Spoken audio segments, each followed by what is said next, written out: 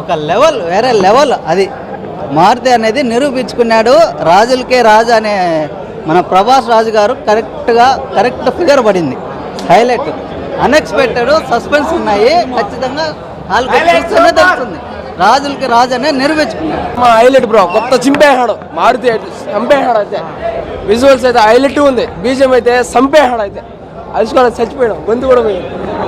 Comedy highlight ఉంది bro. Comedy అయితే ప్రభాస్ అన్న వేరే లెవెల్ ఉంది. ఎప్పుడు చూడాలి ప్రభాస్ అన్న. రాజులకే రాజు, రాజులకే రాజు. రంపారెడ్డి కాదు బ్రో, వాడి అమ్మ వాడిని కొట్టేవాడే లేదు. ఎవడైనా సరే రండి, ప్రభాస్ అన్న తర్వాత ఎవడైనా సరే. సూపర్ సినిమా అయితే, సూపర్ గా సూపర్ సినిమా. కామెడీ చేస్తారు, ఎట్లుందా చెప్పండి.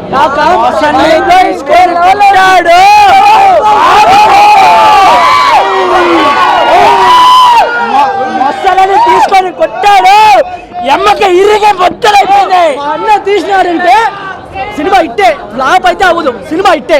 అవునా, వింటేజ్ లుక్, స్టోరీ అంతా సూపర్, అన్ని సూపర్, చాలా బాగున్నది. చాలా తర్వాత 3 ఏళ్ళ తర్వాత, 19 ఏళ్ళ తర్వాత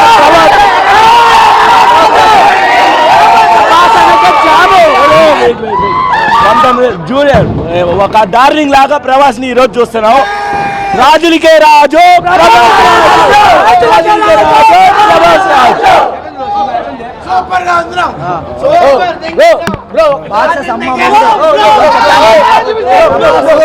ఫస్ట్ హాఫ్ కన్నా సెకండ్ హాఫ్ లో చంపేనాడు.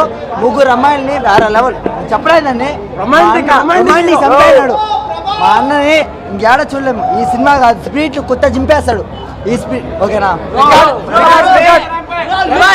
మళ్ళీ 12 సంవత్సరాల తర్వాత ఈ స్పీడ్ పని చూస్తున్నాం.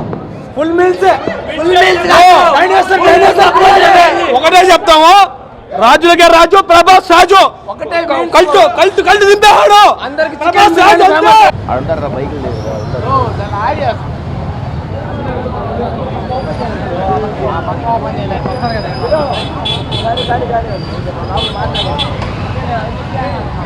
ప్రభాస్ కొత్తగా కనిపించాడు. ప్రభాస్ కొత్త స్టైల్ చాలా బాగుంది, సూపర్ ఉంది సినిమా. కామెడీ సూపర్ గా ఉంది. ప్రభాస్ కామెడీ కొత్తగా ఉంది, మ్యూజిక్ బాగుంది, 3 హీరోయిన్స్ రొమాన్స్ కూడా బాగుంది. Thank you.